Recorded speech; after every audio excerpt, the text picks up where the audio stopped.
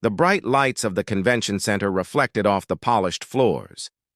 Men in suits and women in heels rushed from booth to booth, resumes in hand. In the middle of the crowd stood a man in faded jeans clutching a folder. His name was Carlos Ramirez, a construction worker from Houston, Texas. He had lost his job 2 months ago when the company shut down. His savings were gone. And next to him stood his 10-year-old son, holding his father's old hard hat. "Daddy, why is everyone staring at us?" the boy whispered. Carlos smiled weakly. "They're not, son. Just hold on to that hat. It brings me luck." At the registration desk, the woman frowned. "Sir, this event is for professionals. You can't bring a child." Carlos's voice cracked. "I couldn't find a babysitter. I just need a chance." The people in line behind him sighed loudly. "Come on, man, you're wasting time," one muttered. Carlos nodded, eyes down. "Sorry." He turned to leave. But then a voice came from across the hall. "Hey, wait a second." A man in a tailored gray suit jogged over. His badge read, "Director of Operations, Weston Industries." He looked at Carlos, then at the boy holding the helmet.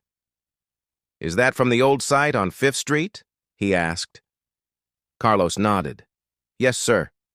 I worked there 12 years before they shut down." The man smiled. "I was an intern there once.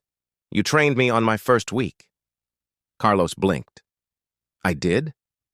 "Yeah," the man said softly. "You taught me how to work with my hands, and how to treat people with respect."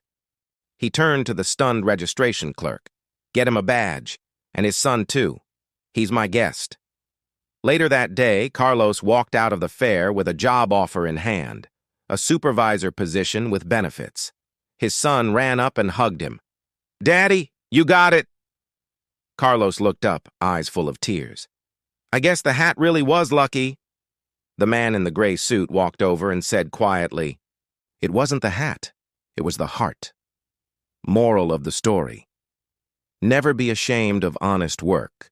The hands that build may one day shake hands with the ones they inspired. If you believe dignity always finds its reward, comment dignity and share this story with someone who needs to remember that humility never goes unnoticed.